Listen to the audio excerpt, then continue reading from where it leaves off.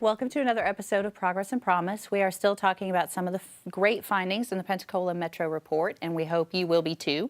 In doing the legwork for the 64-page publication, we found a lot of hard truths for our community to face about our educational and economic attainment, but we found some great success stories too. And one story that turned out to be one of the staff's favorite was the story of what Mike Thorpe has accomplished at Milton High School. In 2009, Milton High was a D school according to the FCAT, but the community and the school district rallied around the Milton Panthers, and the result is something remarkable. In 2010, Milton was an A school, and since then it's maintained that A or B grade. The staff at Milton High has never stopped trying to improve, especially when it comes to the graduation rate among at-risk students. The Studer Institute staffer who brought this story to life is Reggie Dogan, who is here now with executive producer Quint Studer and I to talk about the story. Reggie, thank you so much. Well, are you ready for your close-up? I'm ready. All right. Well, tell me what, every reporter, when they work on a story, there's something about a special story that touches you. What did you like the most about what you found out about Milton High? When I went to Milton High, I walked into the lobby, and I saw Panthers all in the lobby, and I went into the principal's office, Mike's office, and there were Panthers, and I'm like, this school really has a lot of pride in their mascot. And I'm thinking, well, I know that Milton has gone from a D to an A, but I wonder how did he do it? And talking to Mike, immediately there was a connection. I was like, this is going to be a great story. Anyone who knows how to put words together could have written this story, because the story tells itself. Mike is a remarkable principal. He did a remarkable thing at the school. And the first thing I asked him, how did you do it, Mike? He said it was a personal touch. I said, can you tell me a little bit more of what that means? He said, I was able to get my teachers, my staff, to actually reach out and touch the students, talk to them not only about their academics, but also about what was happening in their personal lives. And that right there was incredible to me, because teachers sometimes just want to deal with the academics. He made sure that they talked about what was happening in their lives, in their homes. If you know anything about Milton, it's a school, it's one of the poorest schools in the district in Santa Rosa. So he had to deal with issues of poverty, issues of students not coming to school because maybe they didn't have the right clothes or the right get food that day. So he had to understand his students and understand what they were going through to be able to help them become better students to improve his school. That's the harder row to hoe, but obviously he made it work. He made it work, and he made it work by crunching numbers, by analyzing data, by taking students and breaking down what they are doing in school. He used an example. He said, if I talked to a student and they weren't doing well in biology, I'd say to him, Jim, why are you not doing well in biology? What's the problem there? And that, by talking to the students, he was able to get deep down inside to help them. That's great, that level of engagement, not just from the classroom teachers, but they also got buy-in from the community. I know that Mayor Guy Thompson was very instrumental in making sure the school had enough support community-wide. Yes, when I talked to Mike, he told me about they started a education committee. It was called the Milton Education Committee, and Guy Thompson headed that, and they got community and civic leaders to buy in because they loved their school and they weren't going to sit by and let their school fail. So they came together, they gave money, they held fundraisers, they bought equipment for the school, technological equipment, they built them a tennis court. They got engaged. They got engaged in their community, and they said, we're going to save this school. And in 1 year, they rose from a D to an A, and it stayed A or B all the way through up until now. So not only were they able to make the big jump, but they sustained it, and that is something that is hard to do. Well, that's something we teach, and I think what you have to do is not just go on passion only gets you so far. Yeah. Then you have to have the skills to do it. And Mike will be the first one to give all the credit to the parents, the staff, the support personnel. But what he's done is pretty much what data shows is people want to feel cared about. And if people feel cared about, they'll be more compliant. And a lot of education is getting people to be compliant. And when you read this story, they very much talk about, an A and B student will probably do okay, no matter who the teacher is. But it's those other students that struggle a little bit. And they've done that personal touch. I care about you. I'm going to reach out.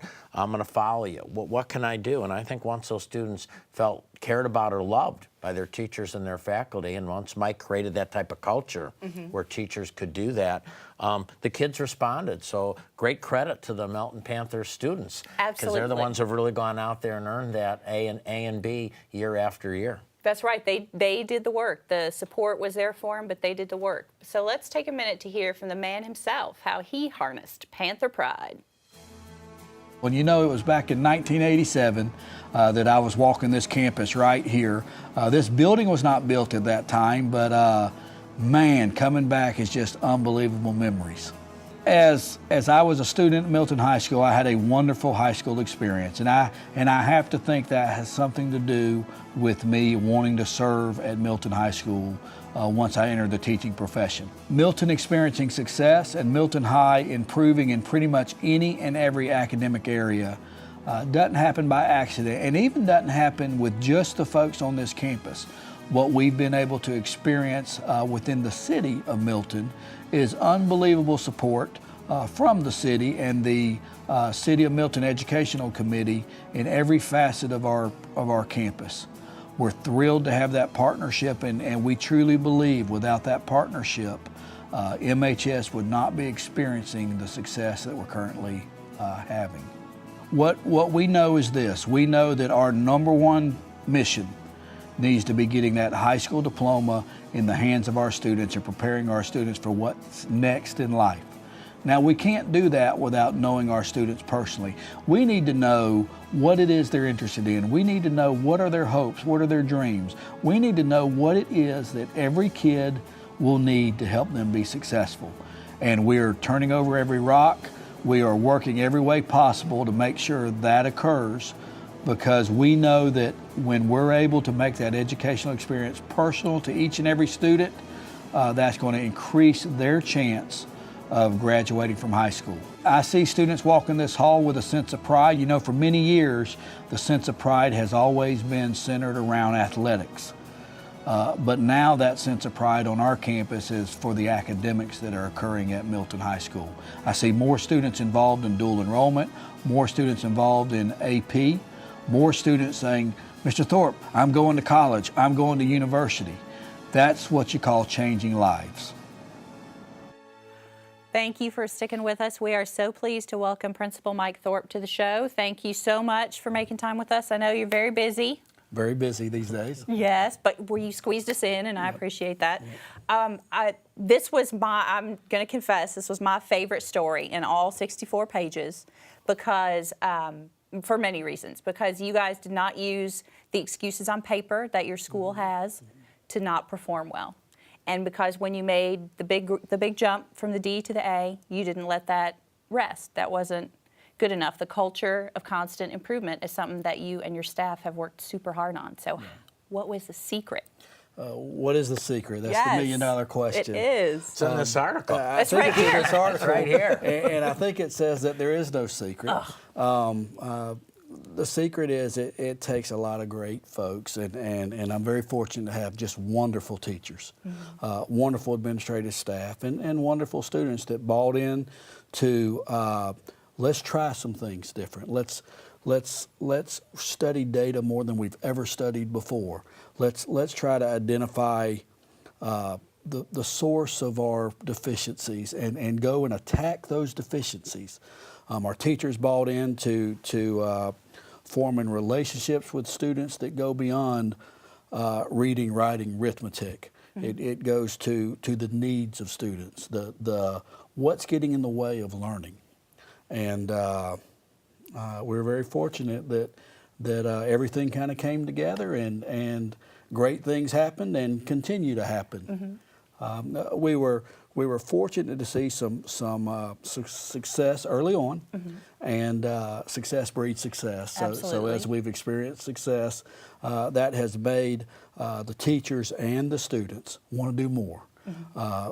Folks have focused more on relationships than you ever could imagine at our school, and that kid sitting in the second row, the third seat, is not the kid in the second row, third seat. That kid is the one that I know he has only one parent at home, and they're struggling financially, and he needs a chance. He needs a chance. If I can spend a little bit extra time with that child, I can get him over the hump.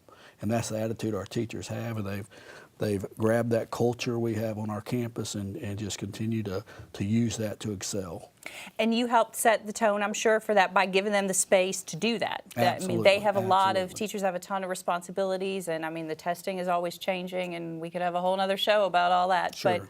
But they have to feel like it's okay for them to do that. Sure, and I'll brag on our administrative team. Our administrative team, from the first day, has worked hard to pull a lot of those very time-consuming tasks off of teachers' shoulders and taking them on the administrative shoulders, so that our teachers can form those personal relationships. They can focus on the data points that tell the best story for us, for figuring out what the problem might be, and that has freed our teachers up, like you say, freed our teachers up to change lives.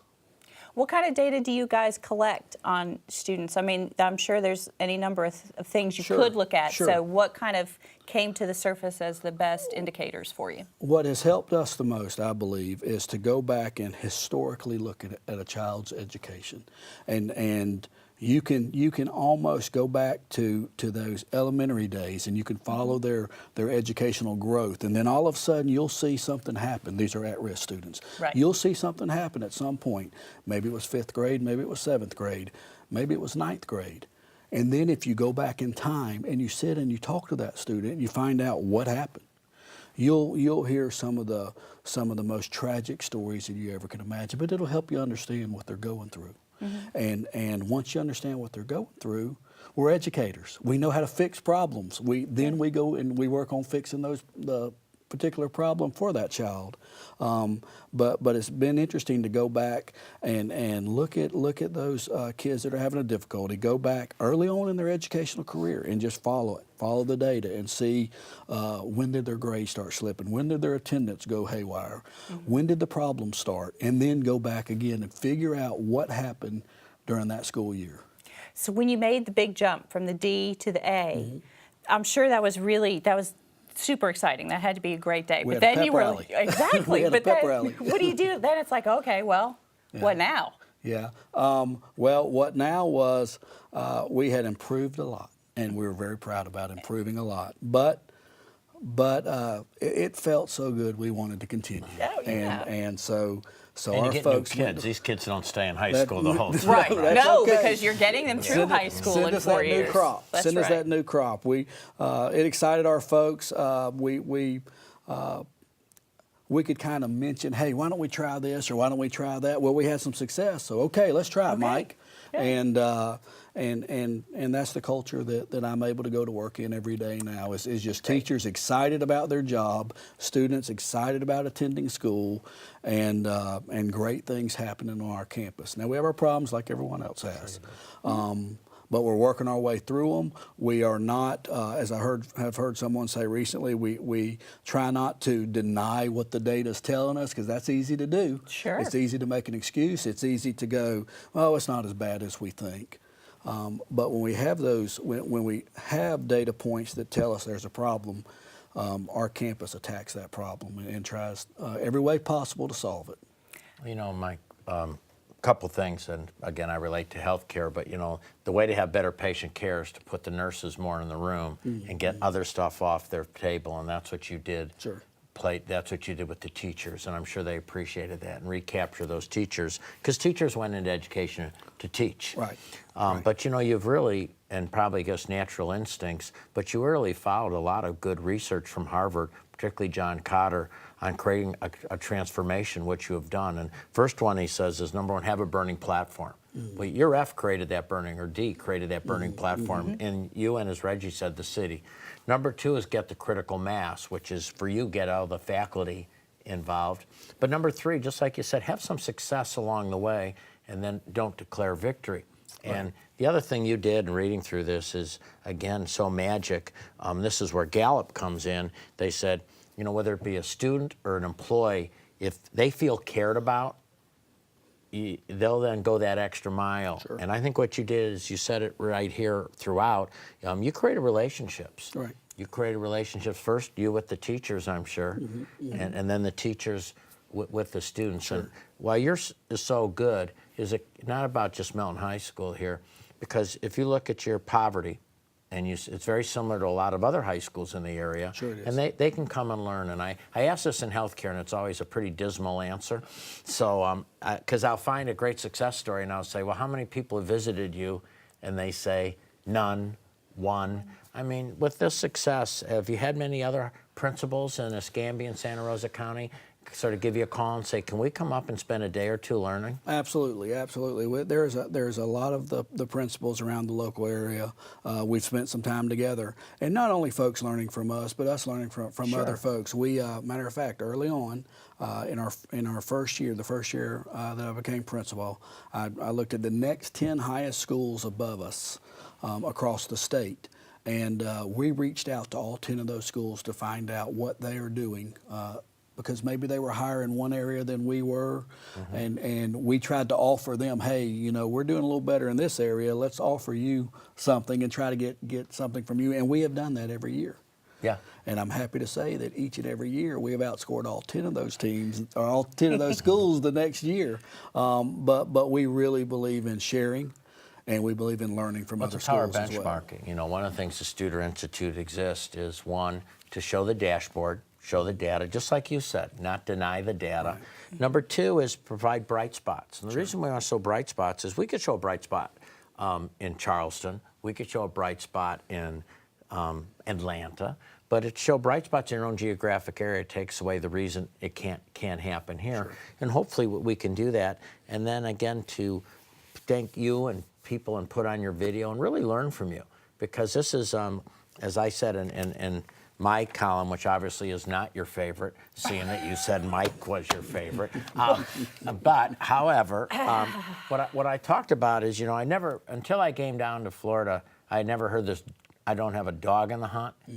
And my gosh, when it comes to educating children, there's no one that does not have a dog in this hunt. Right, we're all affected. We're all affected by So what about the teachers? You know, you got teachers and they're a little frustrated. They're a D and they're still working their tails off, working real hard. How did you re-engage the faculty?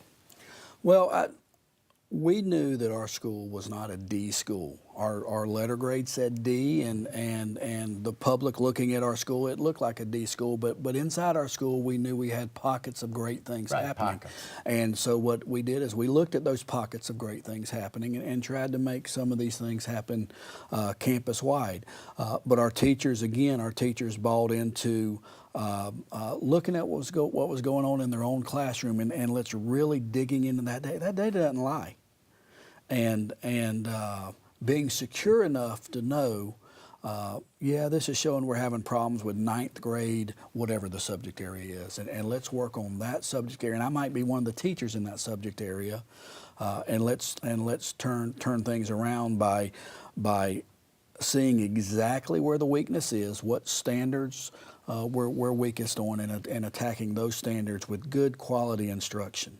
You did a lot of one-on-one too, didn't you? Yeah, we had to have a lot of one-on-one. I can't overemphasize the fact that we have teachers that will personally pay for kids to take an ACT test or get personally involved with helping a kid get dinner. It's that relationship. Yeah. It is that relationship. It is so important.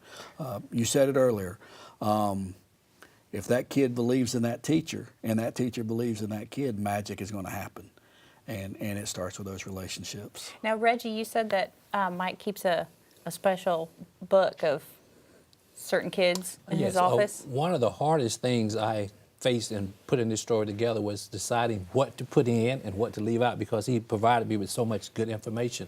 One thing that I wasn't able to put in the story was a book, and I can't recall the name of the book, but it was a black book that had a list of students who were on the verge of not graduating, right, and they put special focus on them to make sure that they would graduate, and he called it the Miracle 33. Miracle 33, mm-hmm. And they put special emphasis on that. But one thing that Diane Scott said about Mike that stood out was that he eats, sleeps, and drinks Milton High School. I mean, when she said that, I was like, this man really loved the school. He grew up in Milton. He went to high school there. He went to middle school in Milton, and he's a Milton homegrown guy. Absolutely. And he loves his community. And another thing that stands out about Mike is that I think I may be making emphasis here, that he understands what it takes to overcome challenges. Mike wanted to be an astronaut when he was in high school. It was your senior year. He had a stroke, a massive stroke, derailed his career, changed his whole focus. Instead of going to become an astronaut, he became a great principal. So I think his ability to overcome challenges is one reason why he was able to help his school teach them how to And overcome look at how many things. lives you are touching because of that. Well, I think I learned early on when I went through that situation that excuses will not get us anywhere. Yeah. And that's the culture we have on our campus. Our teachers are, I can't overemphasize how unbelievable our teachers are. They do not make excuses. They just make kids get diplomas. Is what So when they they do. got their D, they pretty much said, hey, we don't think we're a D school, but obviously it sort of shows up that way. So instead of denying the problem, fighting the data, let's take that energy and try a few new techniques. Let's grab these kids that are more at-risk kids, Right. and not ignore the A-B students, but realize we might need to give these kids more emphasis. Sure. I love the data. Check, what happened in 8th grade? Yeah. Gee, parents, something happened here. What happened here? Go back and then create that relationship, and then you move these results. Your graduation rates now, the 80s and the 82.7% of your Right. kids graduate. Sure. When if we look at the overall, we're at sometimes 60, low 60s, Sure. 50% of African American. But I even love the fact that you're not happy with that. No. It's not enough. No, it's not enough. Folks say, "Oh, your graduation rate is really well. We're doing really, really good, especially your graduation rate with your at-risk students." We have a very high graduation rate with at-risk students, as at-risk students are defined by the state. That's great, except for that percentage that does not graduate. It's still hard to look at No, their you eyes. got in here. Your goal is to make sure 100%. 100%. 100%. That's it. We won't rest. Well, till we thank get you for what you 100%. do. Sure. Thank Sure. you very much. Just quickly, how did you get the parents to buy in? Parent involvement is a key thing, Sure. and that can be tough with some of the population of kids that you're trying to We reach. put together an organization that we call Panther Parents Plugged In, and we try to grab them when they're young, grab them when the students are in 9th grade, and really starting in 8th grade. To get our parents engaged, used to coming up to the school for something more than football games. Not that there's anything wrong Not with that it. there's anything wrong with that, especially if you're having a good season. But try to get parents involved with coming up and us teaching them about some of the offerings at the school, us bringing them up and showing them what a state assessment is all about, showing them how to help their child with a research paper, with a math homework activity, help their child be successful in a science classroom. We really work hard to make our parents feel very comfortable with being on our campus. We also try to reach out to parents on great things that students are doing. Getting a call from the principal doesn't always mean something bad. It can Yeah. mean something That's good. So we try to do that as well, because we want our community to feel very comfortable with coming up and being engaged on our campus. Well, thank you so much for sharing what you've done, and we wish you all the best in getting to 100%. I feel like if anybody can get there, We're y'all gonna are going to it. get there. We're going to get it one way or Thank you another. very much. If you stick around, we will be right back.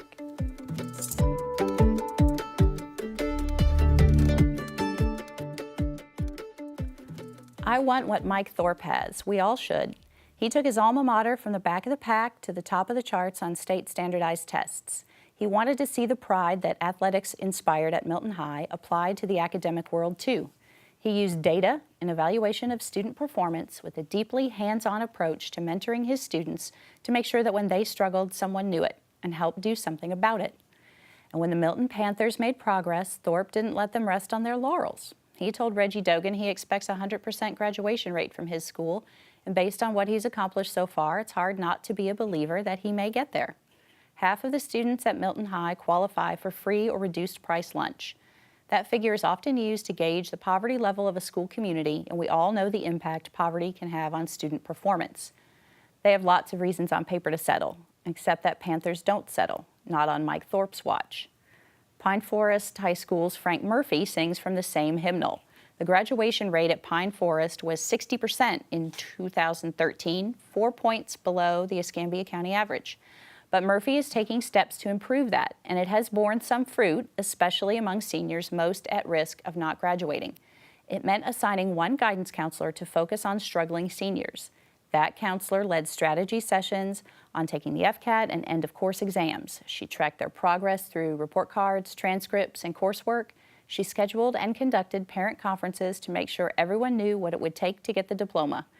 Thanks to that effort, in 1 year, the graduation rate for at-risk students rose 8 points, from 52% to 60% in 2013. Pine Forest now targets incoming freshmen who passed 8th grade but maybe just barely based on their test scores. They get a guidance counselor to work with them, who assigns them tutoring and other resources to help keep them from falling behind as they move through high school. The poverty rate at Pine Forest is 70%. But Murphy told Reggie he won't let that be an excuse. We cannot shut the door on children regardless of the neighborhood they come from, Murphy said. We are servants of the community, and if we were to sit back and not do anything on behalf of these children, we're in the wrong profession.